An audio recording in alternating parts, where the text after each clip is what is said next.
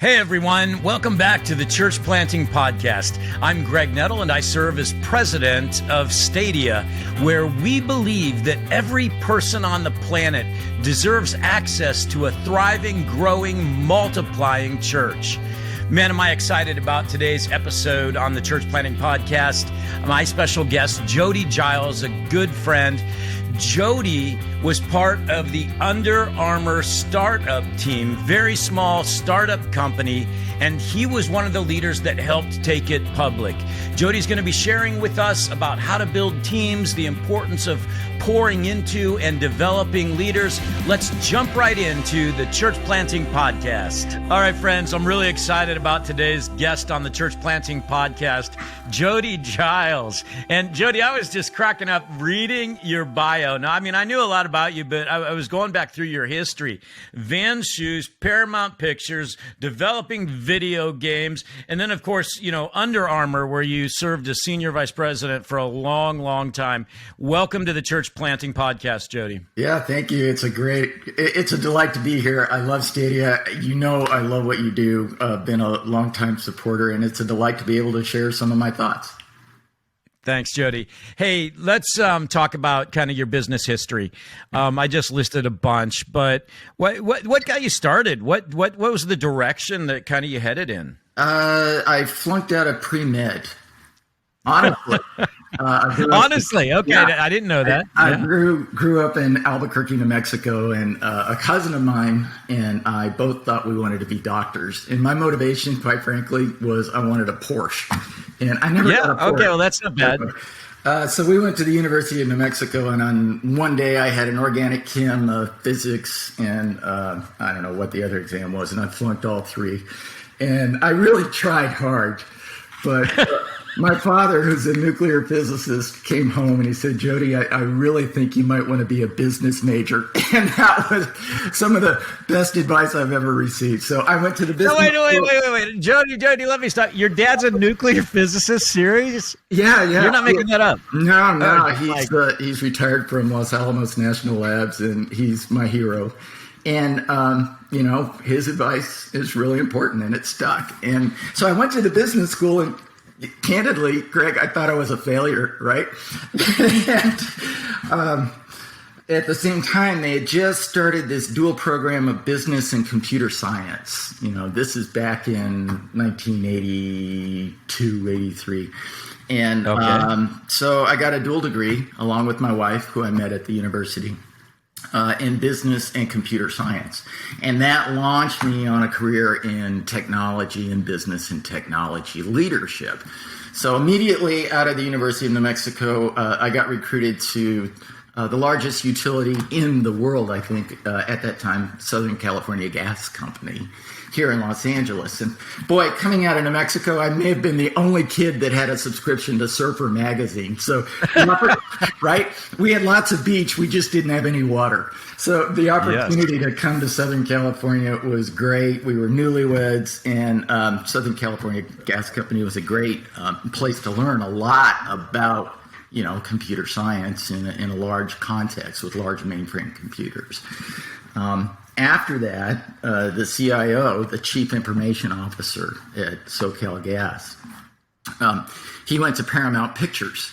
And that may give you a doggy head tilt, but that's one of the great things about technology careers is the skills. As long as you're a good business person, the skills and the principles of technology leadership can cross industry.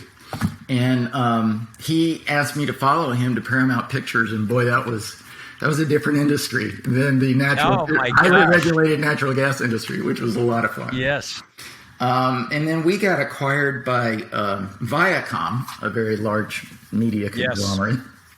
Yes. And they decided to consolidate a lot of every one of their business units was making video games. And they decided to consolidate all that video game production in Orange County. And we had 2 young boys by that time.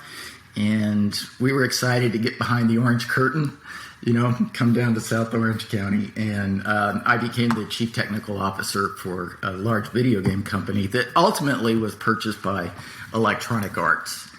And I didn't know what I was going to do next, and I was the executive asked to stay on to help shut the campus down, which wasn't really the job I wanted, but the men in my small group kept saying, always work as though you're working for the Lord, and all hard work leads to profit.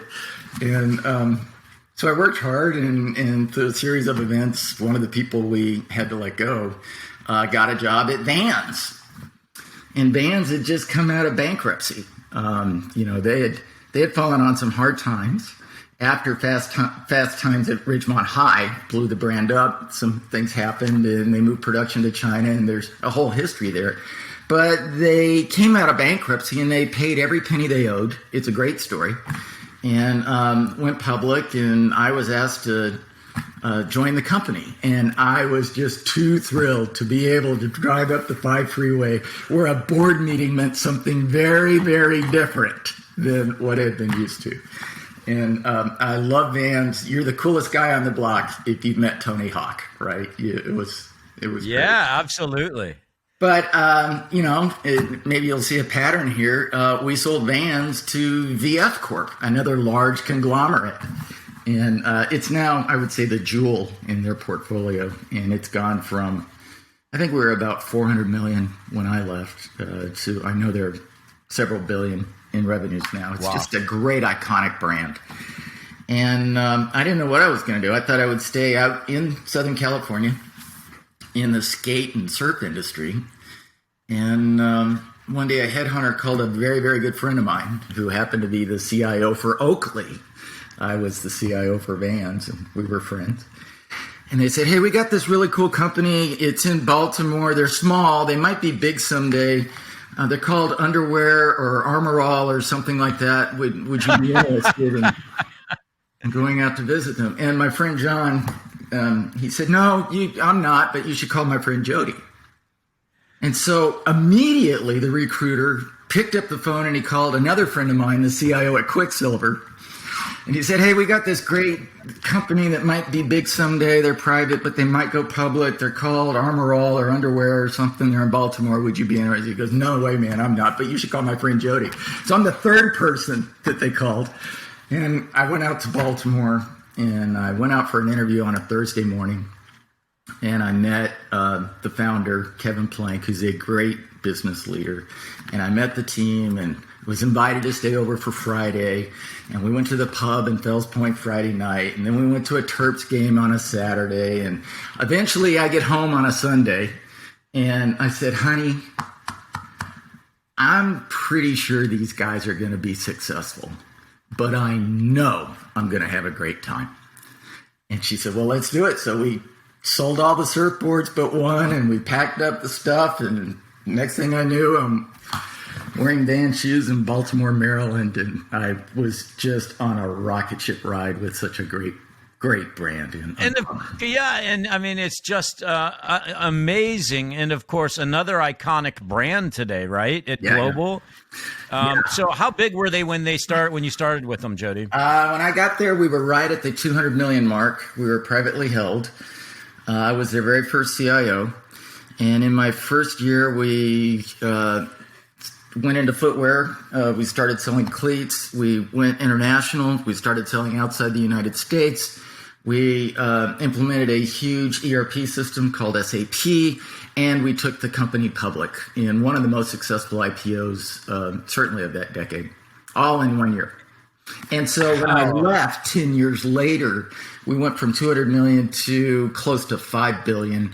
I'm employee 260. We all know our employee numbers. I was employee 260, and when I left, we had over 13,000. And so Under Armour was this amazing ride for you. And of course, we're just all familiar with that. All right, let me jump into this now. So you're doing all these things, you're building teams. But the thing that I hear most about you, Jody, and that I know this personally because I've met with you, but you Matt Murphy, who's Stadia's CFO. I love him.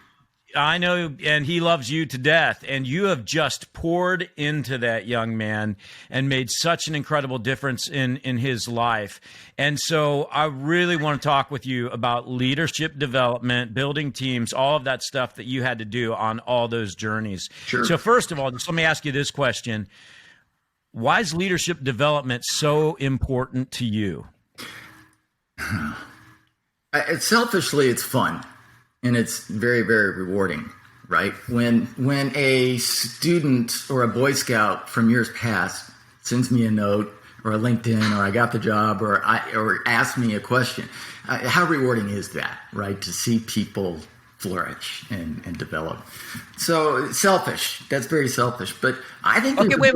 I got to stop you there, Jody, because I don't hear that from every leader, right?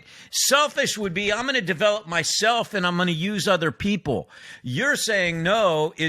I'm loving this so much when I see others thrive and develop. I think there's a biblical mandate here, Greg. I think there's a biblical mandate in several reasons. First off, this is just stewardship.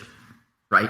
In the business classes I teach at Pepperdine and UCI, I close every class with the same kind of mantra, and they begin to hate it until it sinks in. And I said, the reason we're talking about this is I want you to grow incredibly rich, both financially and in influence, so that you can give it all away.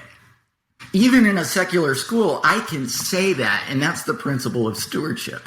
And it's way more than money, right? It's somehow I had great teachers in my life, and I've had great experiences in my life, and I've made lots of mistakes in my life. That's called wisdom.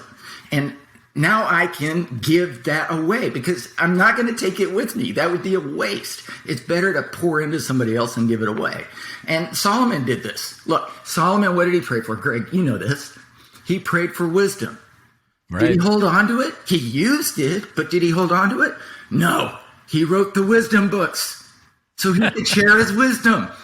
And we're reading from Proverbs today. We're reading from Ecclesiastes. We're reading from I thank Solomon and I thank God that he didn't hoard his wisdom, but he shared it. And I want to be like that. And there's so many other examples. Elijah pouring into Elisha, and Moses pouring into Joshua, or Jesus pouring into the disciples. I mean, in that 3-year discipleship program. Look at the meaning of the term, discipleship. Jesus was pouring into them so they could go off and do greater things than this. That's all right. This is a business leader talking to us, friends, and he's got this stewardship principle in his business life, and I know from his Christian, and it's all one for Jody. So it's not like kingdom and business are separate, because I know that about him. But I just love this from a business leader like Jody, who you have these people in your church, and Jody, talk about. I want to get to nuts and bolts here with you because there's so much to unpack.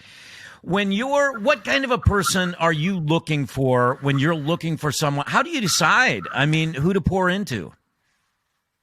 Well, why Matt Murphy, right? Why Matt Murphy? I already had a personal relationship with Matt Murphy. Matt Murphy and I, Matt was part of the core team at the startup of Revolution Annapolis.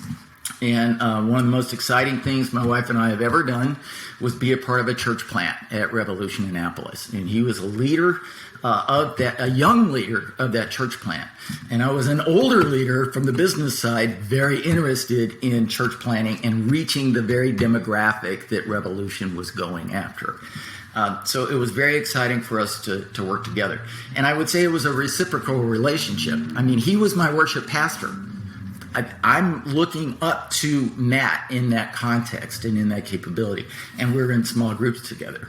At some point, I became, for lack of a better term, an elder or overseer at Revolution Annapolis. And that changes the dynamic a little bit. But I would say this. I was never Matt's boss. Matt sought leadership, counseling, and instruction. And he still does today. So to answer your question the long way around, I think it's somebody who's seeking counsel. I can't force it on you. I may be teaching a mandatory class. The best students are the ones who are seeking the wisdom and the desire, and how do I take this thing that we're talking about right now and use it in my business tomorrow, right? In my coaching practice, I can't force you to take my coaching. I can invoice you, but it's not going to do any good. I need the person coming to me needs to be coachable and wants to be coachable.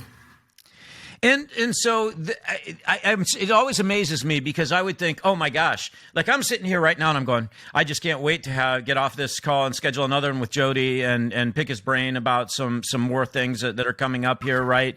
And but not everybody's wired like that. What do you see out there? Like even in church world, you're involved in local churches and so forth. Are you seeing a lot of people and leaders going, man, I'd love to be coached, or is it the other way around? I think there are a lot of people that want to be coached, and I'm being cautious here because I don't want to generalize. In the business world, I can guarantee you people want to be coached. The generation coming into the workforce right now, they are looking to make a difference in the world, and they are looking for mentorship and leadership. Absolutely in the business world. And if you're not giving them, pouring into them so they can continue their education, they're going to go somewhere else. That's the nature of the world we're in right now on the business side. I believe that's probably also the same on the church side. I believe there are people, and I'm generalizing here. I don't want to be specific to one church or another, but I believe there are people that are maybe the youth minister, or maybe the children's minister, or maybe who knows, but they want to be developed in their influence in how they can become better leaders. But I think often what happens in the church world, and I get it, the pastor is so busy being the pastor, and every single person in the church thinks they have a one-on-one relationship with the pastor on demand. It makes it really difficult for the pastor to instill, because most churches don't have an HR department. Like in the business side, you've got an HR department saying, you need a leadership development program, and how are you going to pour into this person, and you need, your annual reviews. Lots of churches don't have that person, right, that's driving that. So it's really up to the lead pastor to figure out how they can instill leadership development and accountability into their teams, frankly, so they can scale, because they can't go any further than the team that they have working with them. Okay, you can't go any further than the team you have working with you. Church planters, are you hearing that? Church leaders, are you hearing that? Because the team you have around you and how you develop them, you're not going to go beyond their capabilities. That's what Jody's telling us right now, and what I've heard him say in the past as well. So Jody, let's get really pragmatic. Developing leaders. All of these leaders are listening and they're saying, that'd be great. How do I do it? I think first it starts with an intentional plan, right? And that, we don't have to invent anything new here, Greg. This can be as simple as goal setting.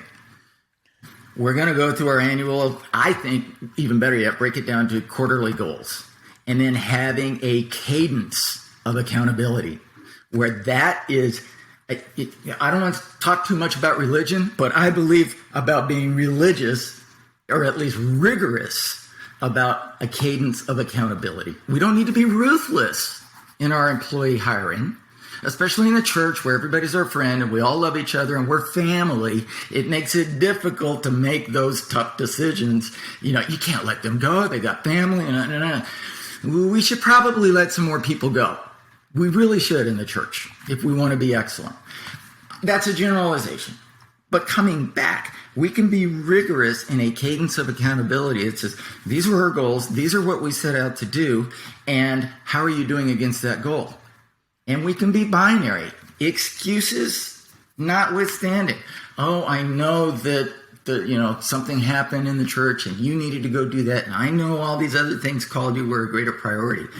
But still, and this is why I like quarterly, you can adjust and make sure you make the goal. So that would be my first thing, cadence of accountability. Okay, so accountability, we're going to do that on a quarterly, but so the deal is that means as a leader, I have to sit down with the person I'm team leading, pouring into, and set goals, right? And set quarterly goals. So that's a responsibility I need to accept. And then give me something else. I think also a cadence of communication, right? Good. Meet and we are going to keep that meeting. It will become a priority. The dentist is not an excuse not to attend the staff meeting. The staff meeting happens when the staff meeting happens. You know this. You led a megachurch. So I think that's another key element is that cadence of communication. Ask me another question. I'll think about more answers. Yeah, no, this is all amazing stuff. So you're part of a local church with ministry leaders, and I just never thought about this. It's kind of an intimidating thing to have a guy like you who's a leader at Under Armour that's going from X to Z as fast as you guys did, and yet you're saying of Matt Murphy that he's a worship leader and he's influencing your life. Let's go there. How do we as church leaders who have people, leaders like you in our churches, how do we develop you? Yeah. Well, as you mentioned before, true leaders, they bring their whole self, right? I can't be messed up in my home life and spiritual life and be excellent in my career. At some point, the career too will collapse, right? You've got to be doing it all together. It's an integrated whole person.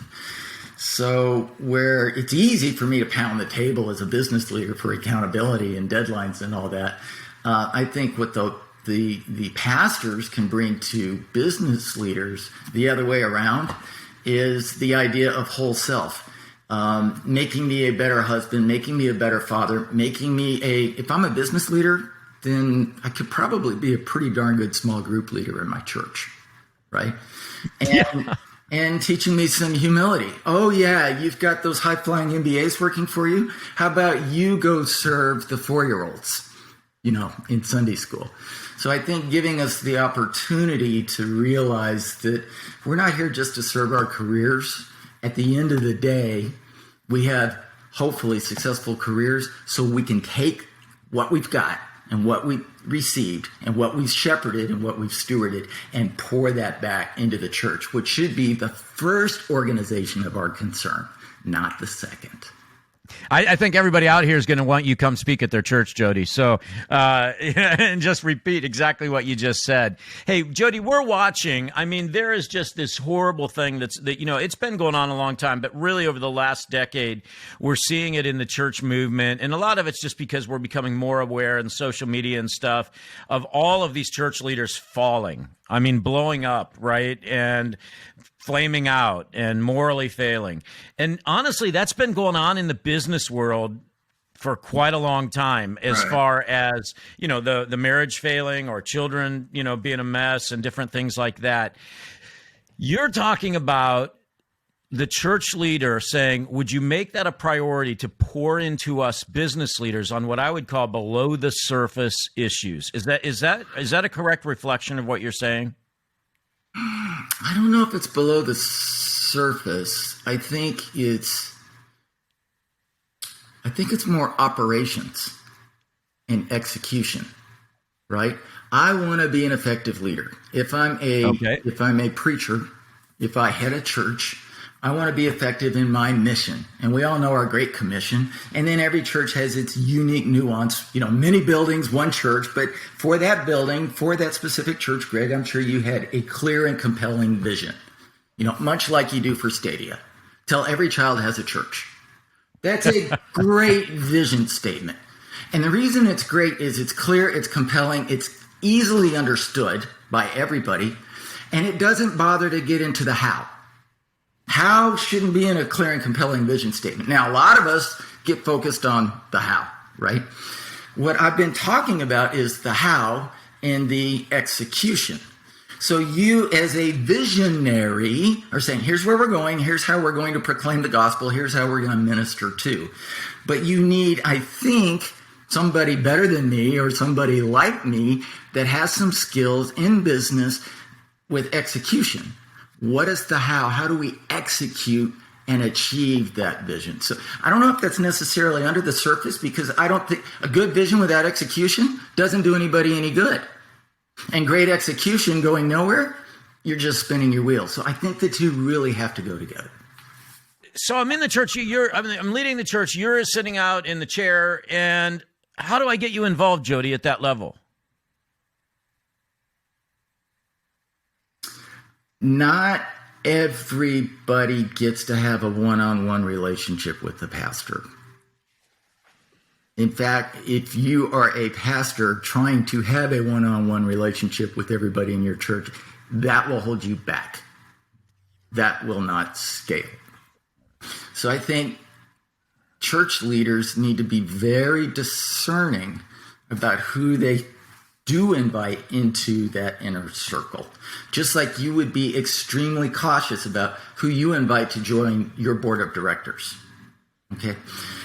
So I think the first thing the pastor should do is really research that person before they go to invite them. Is this somebody I really want on my team? Because they can be outstanding in business, and they can have moral failure in business and still be outstanding in business for a while. And so that just comes through relationship. That comes through relationship, right? And it becomes reciprocal. It can't be one way, hey, I need to suck all the information I can and all your financial resources and out of you. It needs to be reciprocal back. So maybe in my experience, it's, I want to invite you to be a part of my core group, almost like Jesus had the 12 and then he had all the rest. I want to invite you to be a part of that group in developing that relationship over time. You know, Jody, I say this to so many of our young leaders, but I want to get this in this time of talking together. You know, our overseers at the church that you're talking about, eldership, however you're structured, and I hear church pastors complain about their elders and so forth on a regular basis, and I always say to them, hey, if you've been at your church 5 to 7 years, it is your fault now, because at the end of the day, you need to be developing those leaders as your team, right? And at some point, you're discipling and developing the younger leaders who are going to come up and take those positions. And if you're not doing that, you've got to own the fact that you're stuck, you know, because you haven't done your job well. You know, it's very interesting. Even before, Greg, I think you're right. When I said that cadence of accountability and goal setting, I believe everybody needs a boss. Everybody has to have a boss. And if the if the church leader doesn't have a boss, who's going to help hold them accountable to what's really important and not fall for the tyranny of the urgent, right? And that, I think, is the role of the overseers, is to support the pastor, to love the pastor, pray for the pastor, but also help them realize, we think that this is really important over the next year and over the next quarter. We're a supportive boss. It's a different type of relationship, but our role is to make you successful. So let's hold you accountable to those really important things and not let them get crowded out by the urgent. That's nothing more than Steve Covey from, 7 Habits all those years ago. Absolutely. And so, Jody, you now today, you're doing executive coaching. You're pouring into leaders. That's what you do with a large portion of your all of your resources now. Who poured into you? Mom and Dad, Scoutmasters, Sunday school teachers, one high school teacher in particular, her name was Robin, and it was a journalism class. And we had to publish the paper every week. And she had a very simple method. You would get your assignment, whether it was a story or a paper or a picture or whatever. And every class, at the beginning of class, she would just say, is your light on or is it off? Period. No excuses. And that was her way of, did you get your assignment done? Now, she cared about your personal life and if you were sick and all that, but she taught me, and I didn't even know the word at that time, that deadlines are binary. You're either on or you're off. You either meet it or you don't. And if you don't meet it, you may have a great excuse, but you didn't meet the deadline. Boy, did that get instilled in me. Now, I'll tell you, that drives my church pastor friends crazy, because I'm like, we said we were going to get this done and we didn't get this done. And I feel like that's breaking one of the 10 commandments. And I know that's probably taking that a little bit too far. So those people poured into me. But then career-wise, there is one man in particular. I mentioned him before. His name is Ed. And he was the CIO at the gas company that took an interest in me, helped develop my career path at the gas company. I went late one night. I sought counsel. I had an opportunity to leave the gas company and pursue a career as a database administrator and make a lot of money at that time. And I sought his advice late one night. I went to leave him a voicemail message, and he was still in the office. And he said, well, come over. And I started talking to him, and he said, I think you need to learn more about the business. The technology will be there, but we need somebody that understands business. And I sought his counsel, and the next thing I knew, he was kind of orchestrating, giving me career opportunities. And he took me to Paramount Pictures, and he was the one that nominated me to Viacom to go take the CTO role for the game company. And I've kept a close relationship with him ever since. And in fact, he went into teaching at the University of California, Irvine, and I've kind of followed in his footsteps. So I have had the luxury and the blessing of having a man named Ed Trainer in my life that's helped guide my career for now almost 40 years. Amazing. Let me ask you 3 questions that we wrap up with each of these times together. First one, what do you wish pastors would do more of? I think I've already answered it. Developing that cadence of accountability and being intentional about, employee leadership development. That doesn't mean that they have to do the leadership development work, but they need to see that maybe they bring in a resource. Maybe they can get a business leader or coach to come in that's a church member and offer that service as part of their ministry gift. So I think they're responsible for it, right, Jody? I mean, at the end of the day, they're accountable for it. Okay, we need to make sure it happens. Yeah, but they may put the responsibility on the shoulders of somebody else. Okay, question 2: what do you wish pastors would do less of? I think it would be arrogant for me to answer that question because every pastor is different. But I would say, maybe reversing, instead of stop doing this, maybe you should start doing this. And maybe something you've heard in our last half hour, maybe thinking more about clear and compelling vision statements and defining what true north is. Maybe start that regular cadence of meetings and communication, making sure that everybody knows what's going on. And then I think after action reports are really, really valuable. Unpack that a little bit, please. So after you run the marketing campaign, you evaluate how effective it was. After you do the capital campaign, evaluate how effective it was. After you do the vacation Bible school, be very critical. How effective was it? After you do the high school camp, the summer camp. Hey, Greg, how about every Sunday after worship service, we unpack how we could be even better? And that's let me just leave that jewel for your leaders. You might have a hard time going to a Matt Murphy who poured his heart and soul into that worship set, right? Going to tell him that, maybe the Spirit led you to go into that extra chorus, but did you notice everybody started checking their phone, right? I'm picking on Matt Murphy only because I can, and he wouldn't do that. What you can do when you're providing constructive feedback, just write this down. Everybody, take your pencils out, stop the car, write this down. I think it would be even better if ...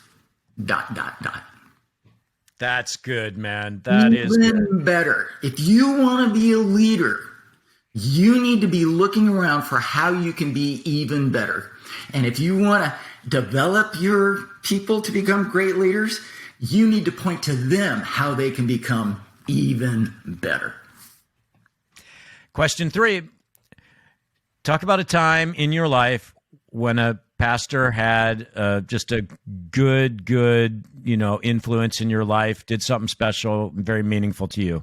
A few years ago, I had the opportunity to preach. I get to preach fairly often, and I love it. And I had somebody come up to me in between sermons and really took something I said out of context, and it really rocked me. And they said I had misquoted Martin Luther King in this sensitive time. That really rocked me. And I've gotten emails before. Greg, you've gotten emails after a sermon, right? Oh, yeah. You let them roll off. And my pastor didn't say, hey, why are you so hung up on this? Do you know how many emails I get? Because he could have done that. He could certainly empathize, but he could say, I get emails every week. Now, he came, he talked with me, and he asked a lot of questions. And he ministered to me, and he helped me unpack and realize that the root of my concern actually went back to a rather traumatic event I had as a 13-year-old, where I was falsely accused of plagiarizing and taking something out of context. And I didn't realize I was doing that. I didn't even realize I had buried that. So he had helped me do kind of the inner healing. He wanted me a part of his preaching team, which I am, but he also wanted to be my pastor in that reciprocal relationship.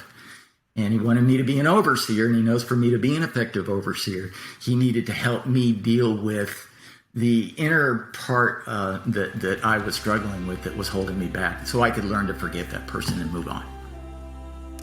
Jody Giles, thank you for your kingdom influence, my friend. Well, thank you. I mean, come on. Until every child has a church, right?